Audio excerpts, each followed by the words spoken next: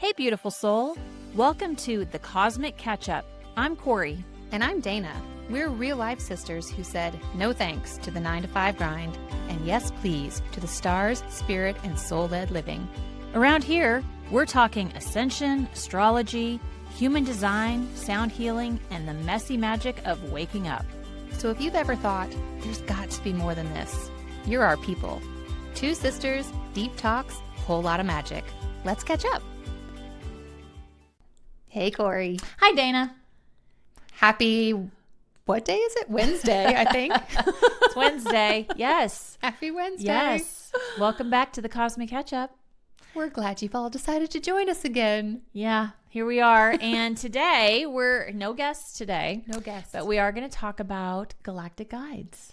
It's a cool topic when you think about it, because I've always, I would say, believed in the possibility of extraterrestrials, and now we're getting lots of third-party confirmation from sources who have been trying to deny it for decades and decades. So it's a cool time. Well, and I was one of those naysayers. I actually didn't believe that stupidly. I was very arrogant. Stupid. I was very arrogant in that, no, there's no one else out there but us because we're special.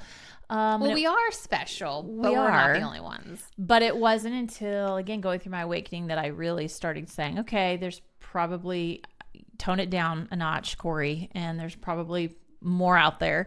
And so now I'm a big believer, and we're going to talk about, I've had some experiences. Yes. And so we'll chat a little bit about that. But there's a lot of, I'm going to caveat and say we are not experts in this. No. And there are other experts. And I'll just call out right now, Elizabeth April channels, Galactics and the Federation, and Lily Nova connects, and they're both on YouTube. So if you want to check them out and learn more about Galactic Guides, they're going to be your people. We're just going to give you a little sampling of what we know. Overview, like an overview intro 101. Yeah. And definitely go do your research if you like this topic. And if you're like, no way, no thanks, cool, that's fine. Yeah. Not for you. For sure. But I think we're going to start maybe with some astrology because we're in some big times. We're in some big times. We haven't really talked about the astrology in a while. And partly that was because we were filming episodes that we didn't know when they were going to air. But now we're back on track. And we do know we're in eclipse season. Big time, folks. What does that mean, Dana? What does that mean? Okay. Eclipses, we have about at least 4 a year. Sometimes a couple more, just depends on the cycles. But we have 4 typically in a year, and eclipses bring sudden change. That's what they're there for. Really quick, sudden change. There's often drama associated with eclipses because we're typically not ready for that change, or we don't want that particular change. And so everyone will experience eclipses differently, I think, dependent upon your level of comfort with change. So for instance, if during an eclipse season, you suddenly lose your job, well, that might be not something you wanted to happen. Or maybe it did and you just couldn't leave. And you couldn't leave or whatever. So from that perspective, there's drama of the change. Even when something good happens, like maybe a baby is suddenly born. That's a good change, right? Maybe it was not expected from his due date perspective. Yeah. But there's still drama tied to that because you got to figure out your stuff real fast. Yeah. So that's what they basically mean. And the idea is the energy needs to move and shift. So the eclipse energy helps us push out the old energy and welcome in new energy. And that is what we always need to be aware of. So even if it's a change we weren't ready for, know that it is for your greatest and highest good. It is propelling you forward on your journey, on your path, exactly where you're supposed to be. So we can experience eclipses with much less drama when we have less resistance to change. Yeah, and I think the more comfortable you can get with change, the easier you'll be able to move through it. And if something does happen that you perceive to be negative, treat it as, okay, what should I be learning from this? Yeah. And it's for my greatest and highest good, and therefore it's clearing out something that you didn't need anyway. Yeah, like what is the lesson in this? Yeah. Now, I think if you are not comfortable with change by now, since 2020, you got some work to do because I feel like every day is a change. Anywho, let's get into some of the details of this particular week. So on September 2nd, we have Saturn re-entering Pisces. So it's been in its retrograde. Now it's going to go back to Pisces for until late February of 2026. So we've got several months. We don't love it in Pisces, right? Well, Saturn doesn't love being in Pisces necessarily. The planet isn't as comfortable there, but it is serving a purpose. So with this last little retrograde time back into Pisces, it's again helping us have spiritual boundaries around our energy, right? So Pisces likes oneness and everybody mingle together. Saturn, the rings around Saturn show like boundaries and restrictions. So we are all trying to learn and have been learning for the last 2.5 years with Saturn and Pisces, having good, clean, spiritual, healthy boundaries around our energy. Like I'm not going to feed into you. You're not going to feed into me. Boundaries with spirit, right? We are all one technically, but we're also having individual unique experiences. So Saturn's like, okay, let's focus on your journey, your experience. And again, also helping you have that spiritual hygiene of like your own personal spiritual practices, whatever they may be, that you are maintaining them in a almost like a routine kind of way. So if we brush our teeth every day, maybe it's meditation or spending 5 minutes in nature or doing some deep breathing, whatever that is for you, making sure you're doing something, a little bit every day in that spiritual hygiene aspect. So with Saturn in Pisces again through the end of February 2026, this is a time to sort of regather your faith and trust that you're on the right path. So that also indicates to me other stuff's happening that you're going to really need that faith to keep you through. Well, and you don't even touch on the fact that depending on where Saturn and Pisces is in your placements, there's another layer of flavor. There's another layer to that depending upon the house placement, and that is all determined by your rising sign and your own natal birth chart. So if you have a particular house with Pisces in it, then Saturn's again building some extra boundaries and doing some extra lessons and work in there. So for instance, I have where these few degrees of these late degrees of Pisces are, they're in my 8th house. So this is around shared resources and partnerships and death, birth, transformation. We also have on September 6th, Uranus is going to station retrograde at 1 degree of Gemini. So it will start to, as we get toward the end of this year, move back into Taurus for those final degrees of Taurus. And then I'm not going to give you the month, but it'll be early 2026. It will move back into Gemini and be there for 7 years. So we're just, getting a taste of that. But the big news is on September 7th, we have a Pisces full moon, total lunar eclipse at 15 degrees, 22 minutes of Pisces. So we're going to have a lunar eclipse in that Pisces energy. And lunar eclipses typically mean something is leaving, some kind of energy is leaving. Culminations, completions, so endings of something. So kind of going along that thought line of thinking, something is leaving your energy. So from a Pisces perspective, it can be, anything. We're talking about, this can be maybe a belief system that you're ready to let go of. This can be, like if there's a particular person that you're people pleasing or like some kind of energy exchange that isn't reciprocal or healthy, that could go away. This could have to do with spiritual gifts. So this could be maybe removing blocks from spiritual gifts. So someone could be waking up to more and again, having some resistance there. So it could be removing some of those blocks. There's a lot of different possibilities. And then again, you layer in the house placement of it, so it could be happening in, any house in your chart. I'm sorry, where did you say the eclipse was in? It's in Pisces at 15 degrees. In Pisces. Okay. Yeah, it's still in Pisces at 15 degrees.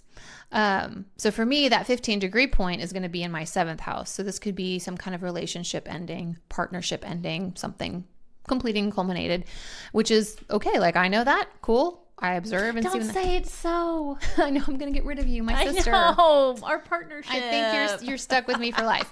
So, I'll just be observing maybe how that shows up. And in that observation, I don't have any attachment to the outcome. And so being able to detach from it means there's less resistance. And it's more like, okay, well, I guess that's done now. Yeah. Because 2 weeks later, we'll have a solar eclipse and that brings in new energy. But I will say, as a caveat, typically eclipse energy can start anywhere from 4 to 6 weeks in advance of the eclipse. So you may have already experienced some kind of ending or completion. And it can last up to 6 months after. So it doesn't have to happen on the actual date of the eclipse. So this is where we just go into observation mode with astrology and say, okay, let's just see what brings. Like maybe nothing happens and we'll see in the next 6 months if something pops up. Then I'm like, oh, there it is. Okay. And I don't have to be, again, resistant to that kind of change. And so again, like I said, the solar eclipse brings in something new. So you're never like left bereft of like, oh, this terrible loss. You know, it's because you're going to be distracted by something new you've got to go mess with. I mean, I think it's exciting. And we've already been hearing how quickly energy is moving and it's just going to continue moving fast. And so these changes could come quick. Yeah.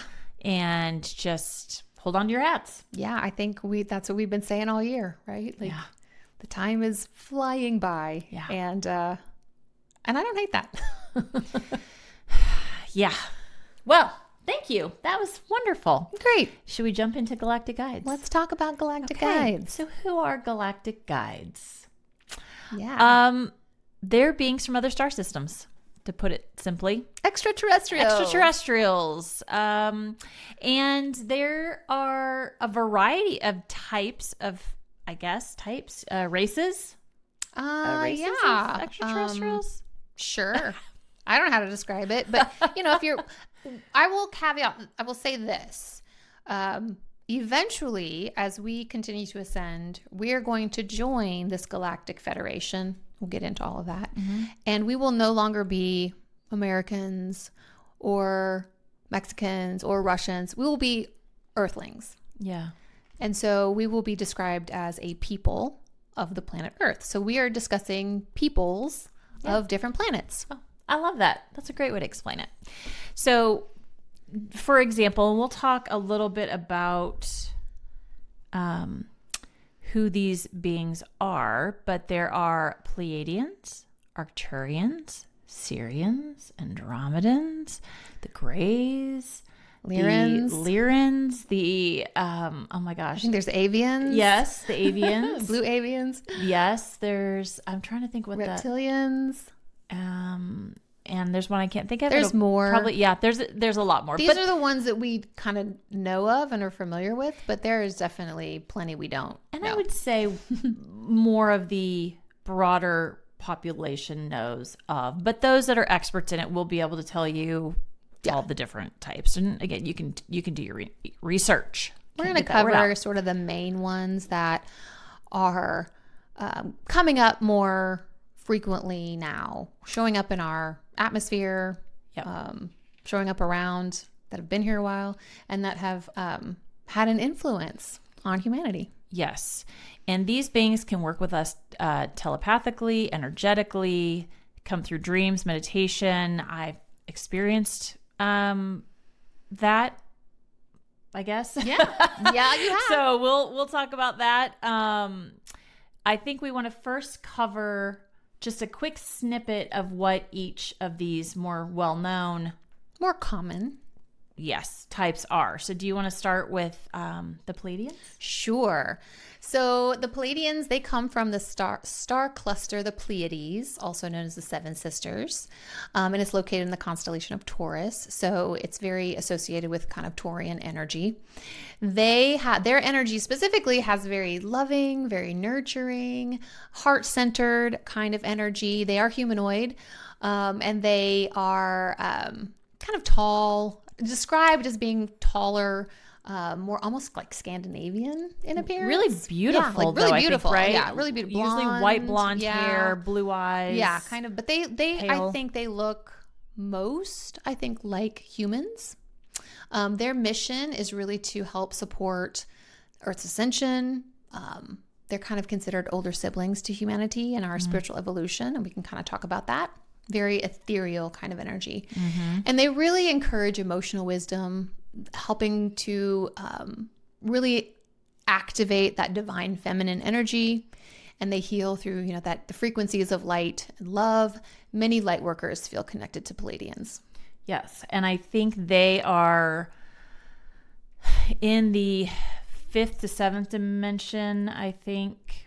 A frequency. So when you think about connecting, it's not that far off. So no, and I could see again, this is like my own, not prediction, but my feeling around it is like they would probably be like first contact. When we all start to see them, they would be like the easiest to see from that frequency perspective and probably the least different from us. I will say the least scary looking. That's what I was going to say. They would be least shocking. Yes. And there are a lot of people who have shared, those that connect with extraterrestrials, that there are many already living amongst us, both on the more positive side and some on the negative side too. So, so they could already be here, and you may already be connected with some. Yeah, I think it's also important to point out that they did help contribute to some of human DNA. Yes. These first ones we're all going to talk about. Is it Megan Rose? I think she has a connection. She's been saved by, I think he's a Pleiadian. So she has a fascinating story in a couple books. Okay, how about the Arcturians? They're around 60 to 90. They are from Arcturus, which is a star in a constellation that I am unfamiliar with. I don't know about you. The boots? I don't know if it's buotes, but I don't know. Anyway, go look that up. Look it up. But they are very technologically advanced. They're very wise, and they are the guardians of ascension. And so their mission is to help upgrade human consciousness. So we've been talking about going through ascension. The Arcturians are there specifically to help us. They serve as healers and protectors, architects of higher dimensional realities. And so their appearance, they are depicted as usually blue or violet skinned, large heads, and they will often work with sacred geometry, DNA activation, and energy technology. And still humanoid in the sense of when I say humanoid, having like arms and legs and a head and a torso, there are other beings, like they're more insectoid. Yes. But these all are like humanoid. Or the Lyrans, which are more cat-like.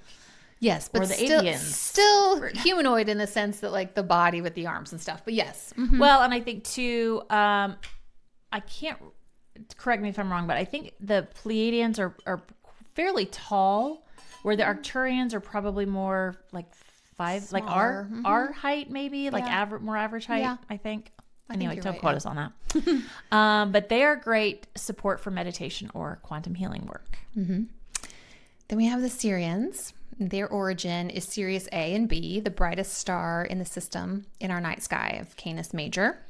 They are deeply spiritual, connected to water and ancient mystery schools. Their mission is to anchor in the wisdom from ancient civilizations. So you'll see them a lot in like depictions of Atlantis and Egypt, Lemuria. They are a bridge between star knowledge and earth wisdom. And if you haven't heard or looked up anything about Atlantis and Lemuria, highly encourage you to do so. Really interesting.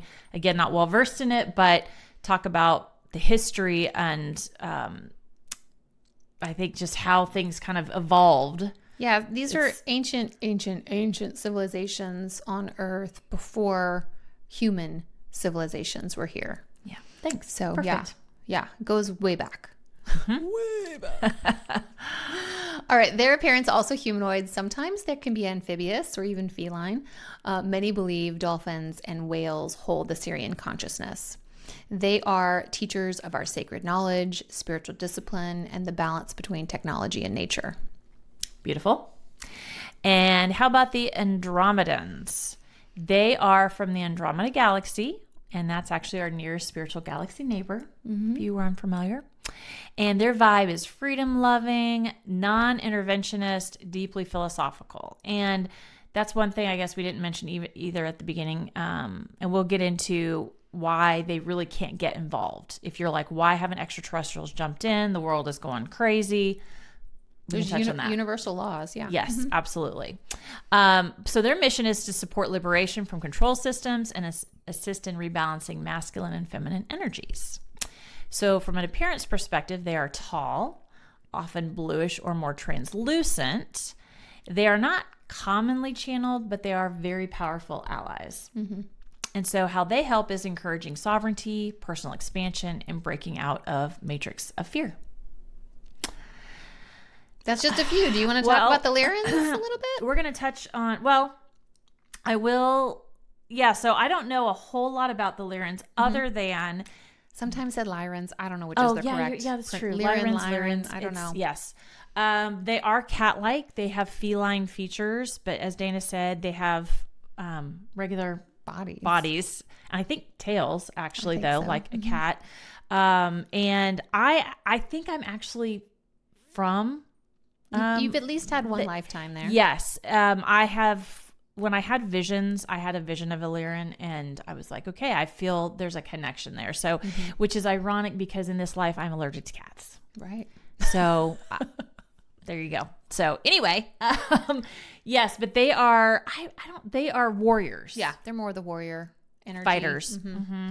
So, the ones we've just touched on, and there's more. So, please, this is not a comprehensive list. Yeah. But these are definitely members of the Galactic Federation that are here to support Earth's ascension.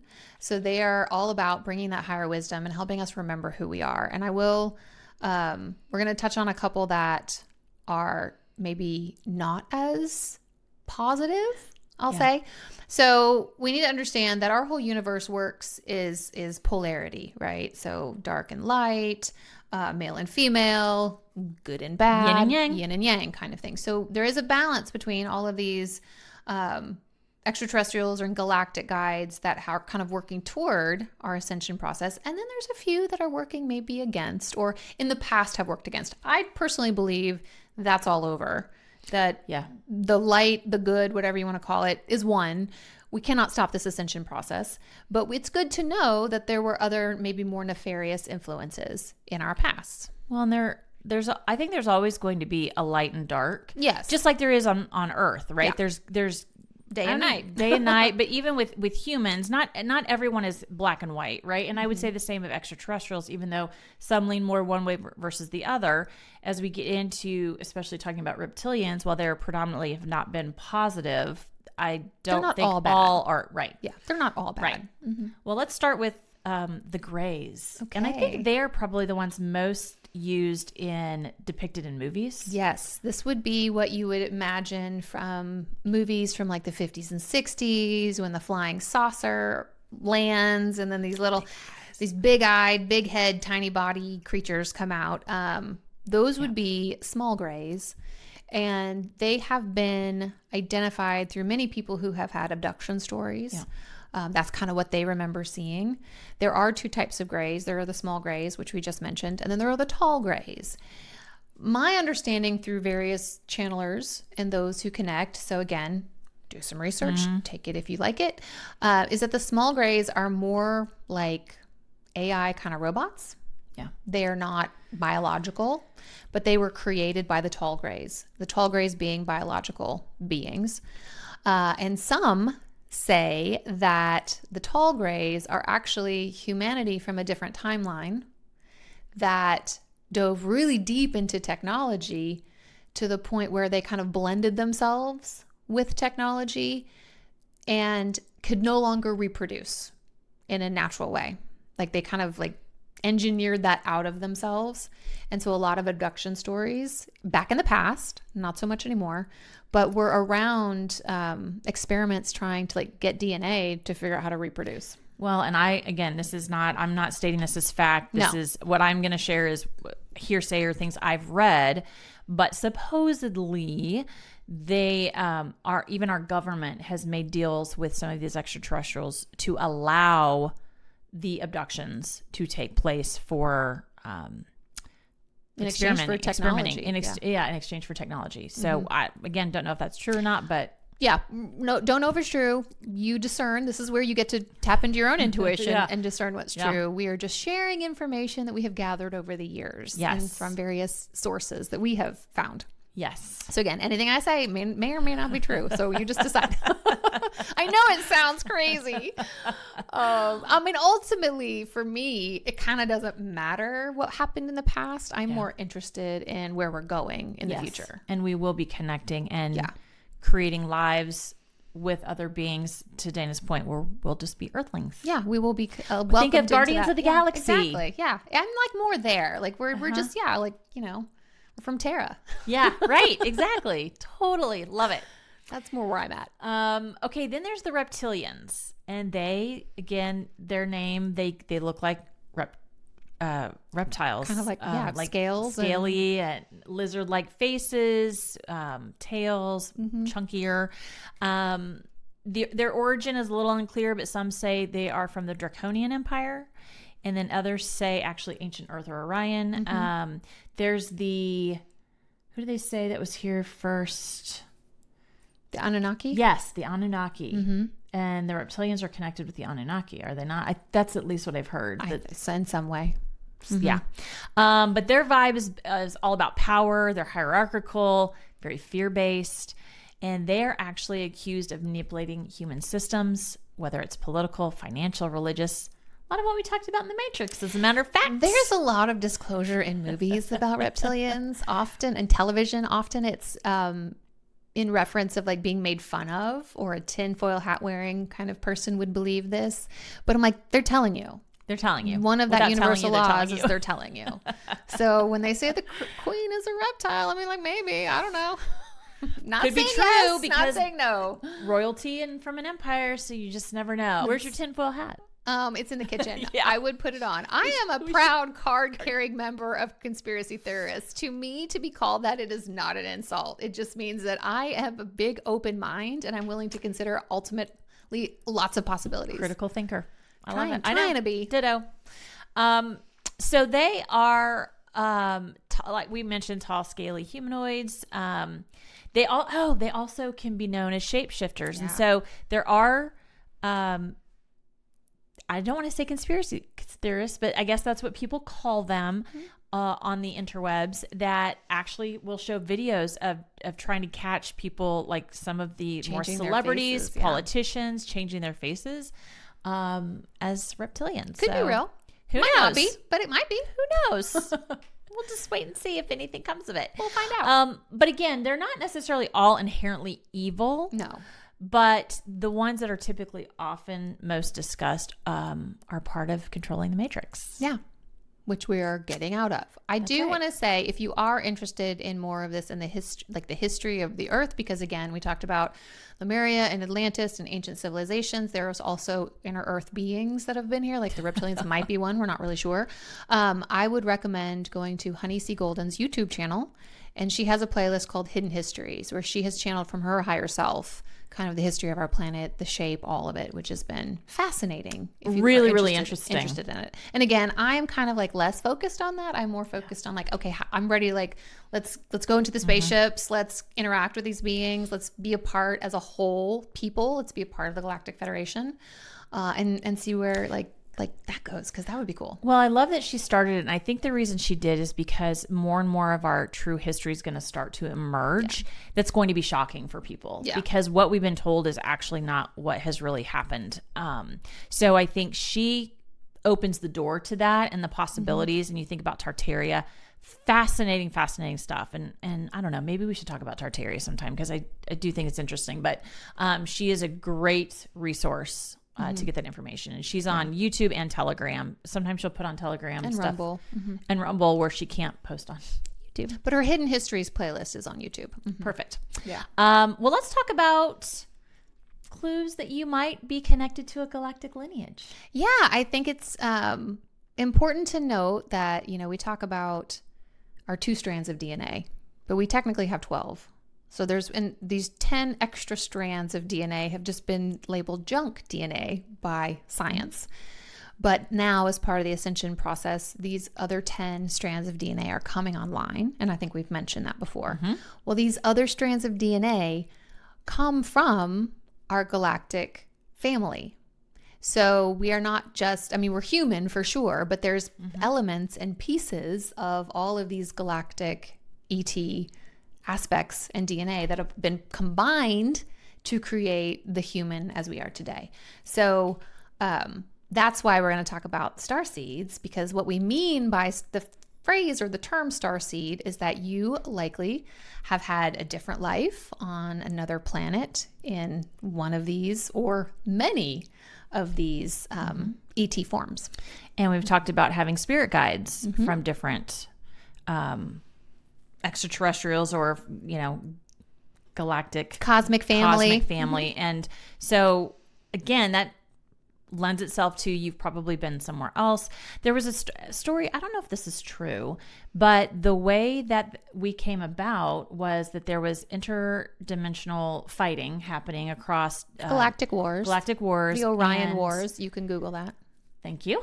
And they were all fighting and they said, okay, we've got to figure this out. We all need to come together really as one. And so Earth was kind of the experiment and humans were the experiment where they all put in pieces of their DNA. And then humans were born, and they said, okay, if humans can figure out get how along to live, and figure it out, peaceful, then we all need to come together in peace. And so that's where I think you see the reptilians manipulating and trying to keep people down because they don't want us all to come together and be one. But we are essentially winning. So, yeah. So one thing I heard. We're just sharing what we heard, what we've seen. One thing I heard, again, you decide if it's true, was that everything that you said, right? But the idea was that all of these galactic beings could not interfere. Oh, yes. Now, there were rules. These are universal laws. They're not allowed to interfere. They're just supposed to let Earthlings develop as they're going to develop and see what happens, right? But there was a loophole in those rules, one of which would be, well, if you tell them that you're going to do it, and they don't say no, then you can do it. So the more nefarious beings saw the loophole and said, okay, we're going to put this in your television and your movies that we're doing these things. And since you didn't say no, I guess it's okay that we can do them. Yep. And then the beings of the, the more benefic types were like, hey, not cool. No, I don't think so. So they've kind of been throwing their hat in and stuff's been happening where they can while still respecting the rules and the boundaries that they put in place, which is why it was so important for humanity to wake up. So there's been many attempts for humanity to wake up. Jesus, Yeshua, coming to the planet was one of those attempts. Failed. But there's been many others since, and we finally reached, at this time in our history, we've reached critical mass to where you cannot slow this train down. Which is down. really incredible to think that Amazing. We're here at this time and So everything that's happening. If you're here and you're listening to this or listening to any of these types of things, that means you're on the train, you're on this path, and that your soul, wherever it originated, I mean, ultimately originate from source, but however many lives you had in different lifetimes on Earth or other planets, you agreed to be here at this time to help with this ascension process and to get us that critical mass. Yeah. Which is thank amazing. you. Amazing. Well, and again, it's believed that the government has been involved with extraterrestrials since the 1900s. And so it's not been a secret. It's just been a secret to the rest of us. And they're starting to really be seen. A lot of people are reporting seeing ships in the skies. And I'm sure some things are AI, but there are those that are factual, which is pretty amazing. So where discernment comes in. Yep. But again, I think it's interesting that whether it's through Hollywood or through the government, they always try to paint extraterrestrials in a very negative light and that we should be afraid of them. No, this is your cosmic family. There's no reason to be afraid. Even the ones that are more nefarious, you don't need to be afraid of because you are a very powerful being. Yeah, I think that's a really good point. Well, so if you're wondering if you are, in fact, a starseed or connected to galactic lineage, Or maybe have a guide. Perhaps you have felt like you don't belong here. And who hasn't felt like that at one point in time? So pretty much everyone, I think, right now. There are so many human things that we do that I'm like, this is weird. Why do we do that? Or why is this made this way? Or I ask all the time, I'm like, and I'm sure there's a scientific reason for this, I just don't know it. But why does the hair on your head keep growing, but the hair on your arms stops at a certain length? Or your eyelashes?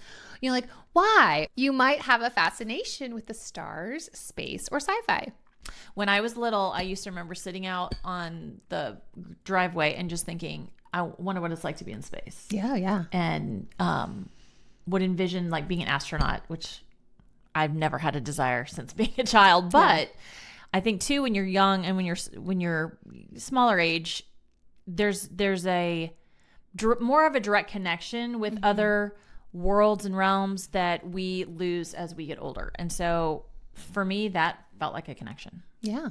You could also have heightened intuition or psychic abilities. For sure. Maybe you have unusual dreams or contact experiences like you've had and others. Yeah. Should I share? Yeah, sure. Your contact experience. So my contact experience was, at the time, much like Lauren, very scary. It was several years ago, and I was asleep. Why does it always happen at night? You know why? Because you're not so in your head. You're open. Your soul's More likely receptive. astral traveling, which I think is exactly what was happening, because I remember being, it was like lucid dreaming, and I have no other way to describe it. But what this being was, he was about this big. He had the body of like a bee, but then he had a top hat and a mustache and glasses. So like a human face. And I remember at the time, because again, I was asleep, but he zoomed in and I could see him real close, and he zoomed out. And as soon as he zoomed out, I opened my eyes and he became a red orb. And I looked over, and there was a big red pulsing orb in the corner, and a white, I would say 3-foot orb like being. I couldn't see faces. Like everything was just color at the end of my bed. And I had this moment of like panic, and I didn't know at the time. Red, I just assumed was bad. So I'm thinking, who are these beings? What are they here for? And so I remember in my mind's eye, in my head, I said, I need you to go. And I turned over, and I closed my eyes, and when I opened them again, they were still there. And so this time I spoke it out loud, and I said, I need you to leave.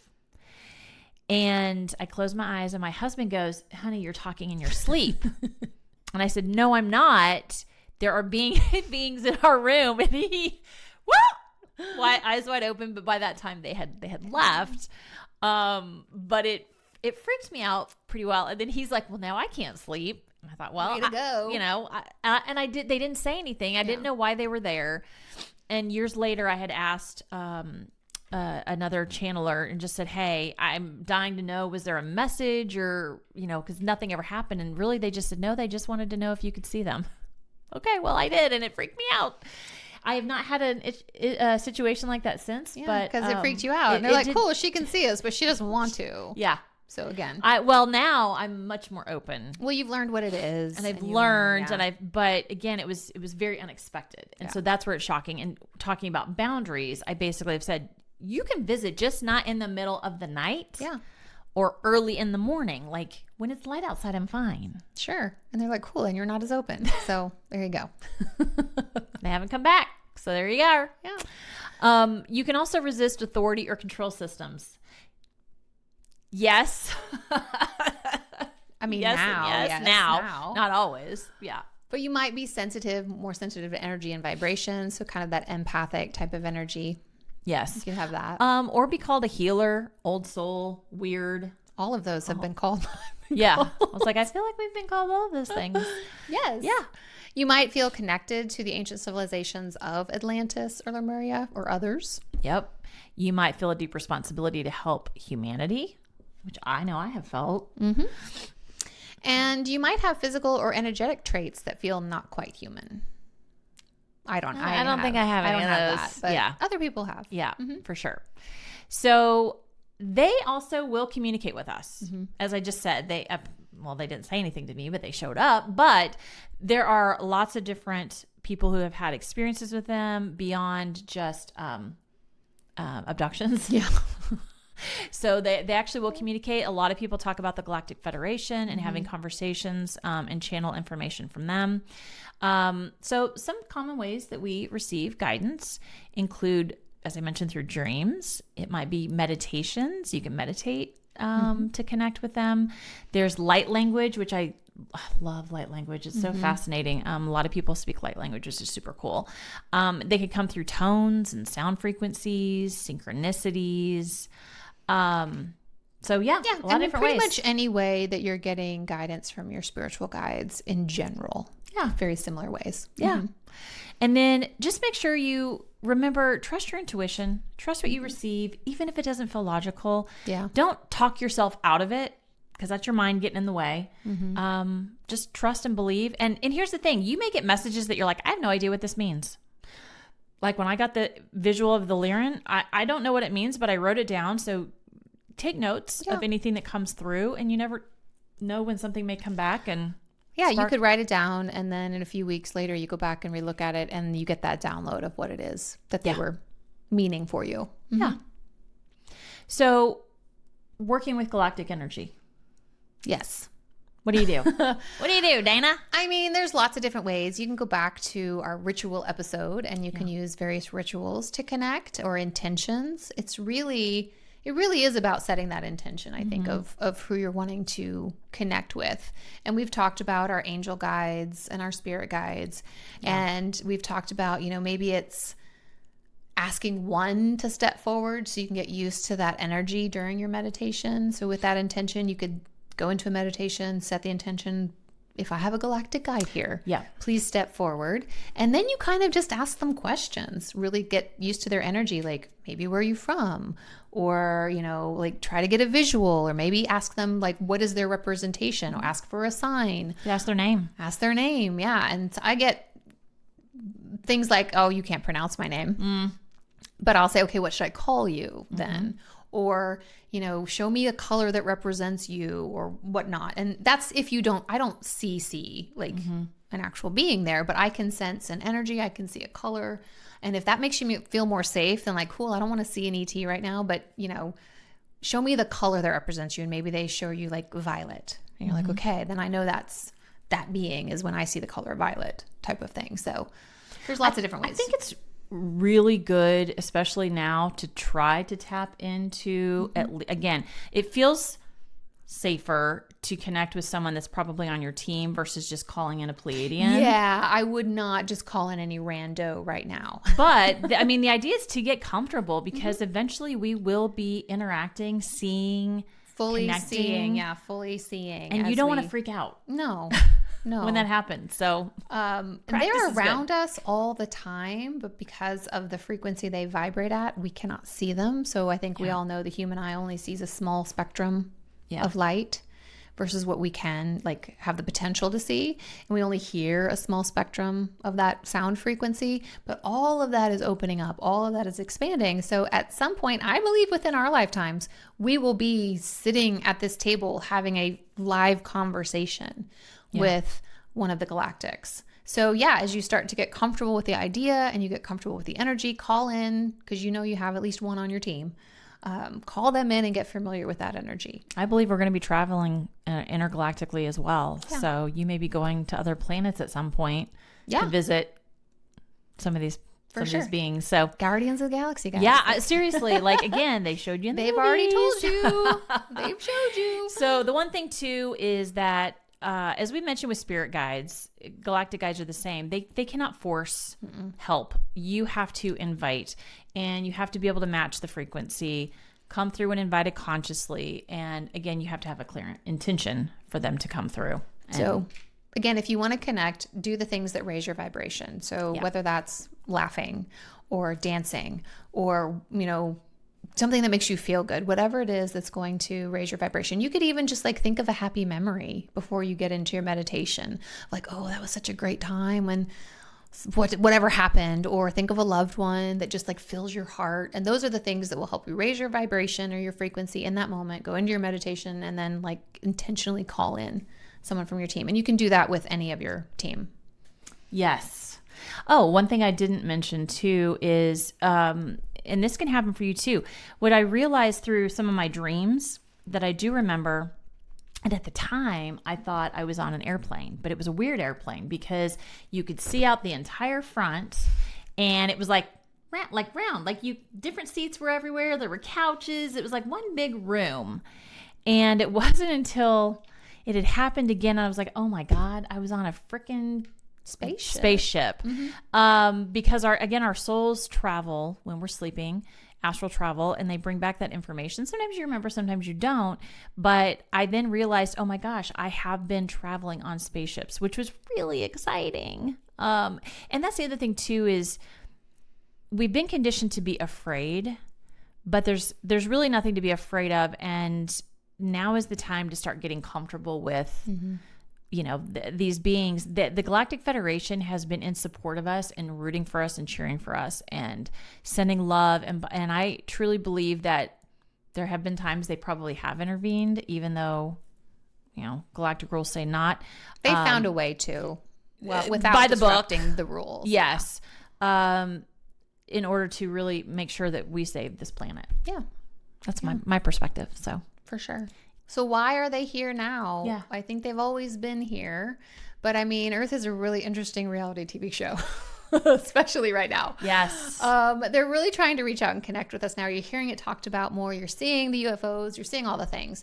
It's really, they're trying to make themselves known because we're at this turning point as a collective. And this vibrational shift is this conscious evolution.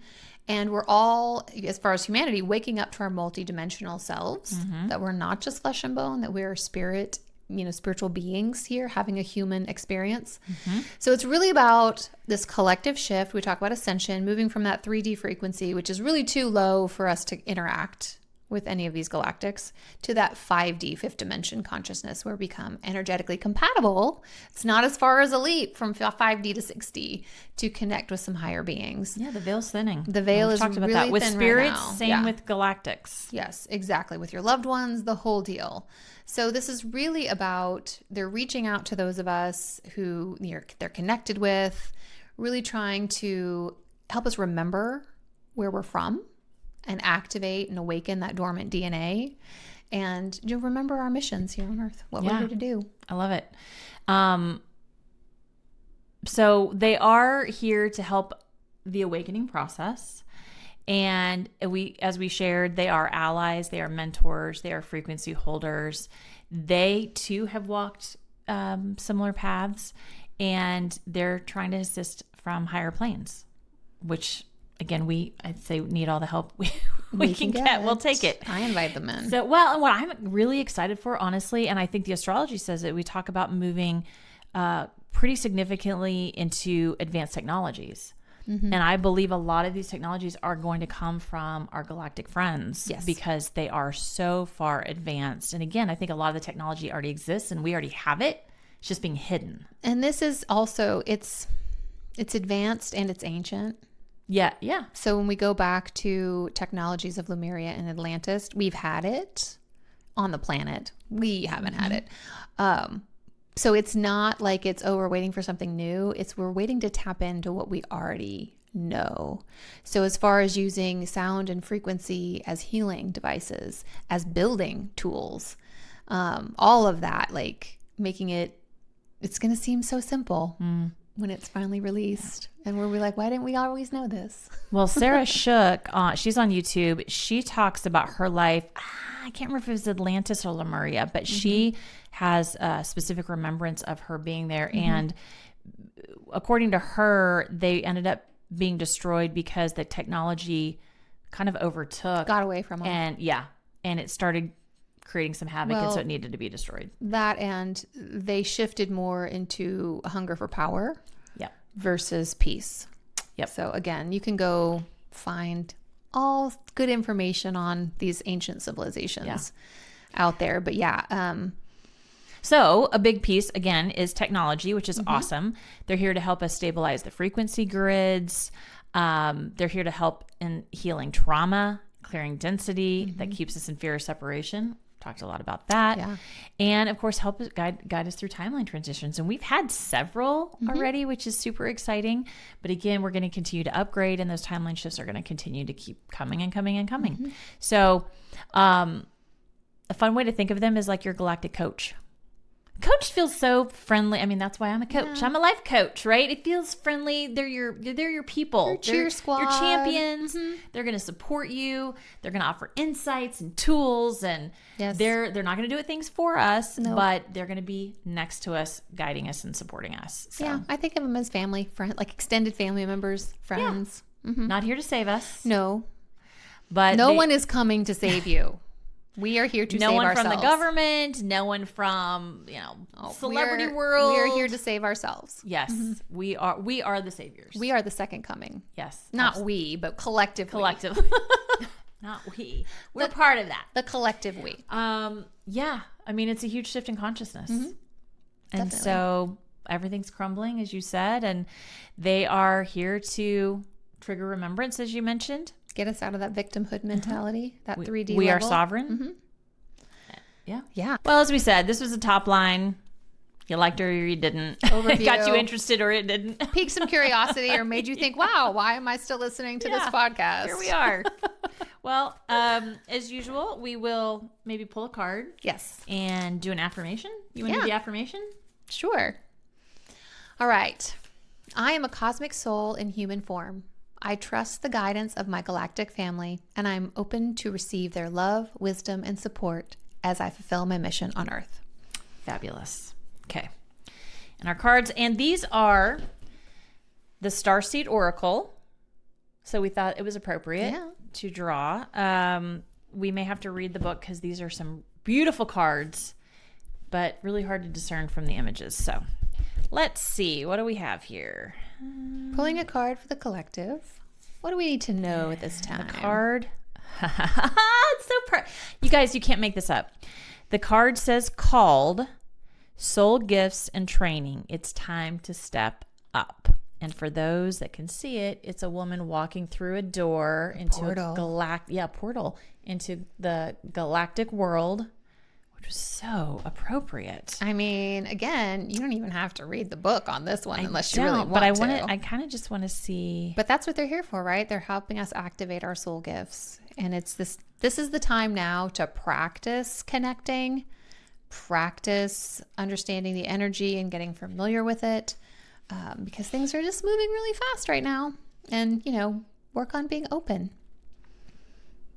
Okay. Yeah, there's a starseed activation. So why don't we read that? So I call forth the soul gifts and soul training that I've received throughout all of my lifetimes. I'm ready to embody them all now without hesitation or fear. I fully commit to being here now. I'm ready to step into my soul's highest and most potent calling. I've been training for this for lifetimes. Yes, we have. That's awesome. And with that said, well, thanks for joining us on the Cosmic Catch-Up where we talked about Galactic Guides. Hope you enjoyed it. We'll see you next time. Bye. Thanks for catching up with us on the Cosmic Catch-Up. If today's episode sparked something in your soul, hit subscribe, leave a review, and share the magic with your fellow seekers. You can hang with us on Instagram at the Cosmic Catch-Up for behind-the-scenes updates and more cosmic goodness. And if you're feeling the call to go deeper, we offer personal guidance through our individual practices. All the details are in the show notes. And if it's aligned, we trust you'll feel it. Until next time, keep following the magic. The content we share reflects our personal experiences, insights, and opinions. We're not medical, legal, or financial professionals, and we encourage you to always do your own research, trust your intuition, and seek guidance from qualified experts when needed. Take what resonates and leave the rest. This journey is yours to explore.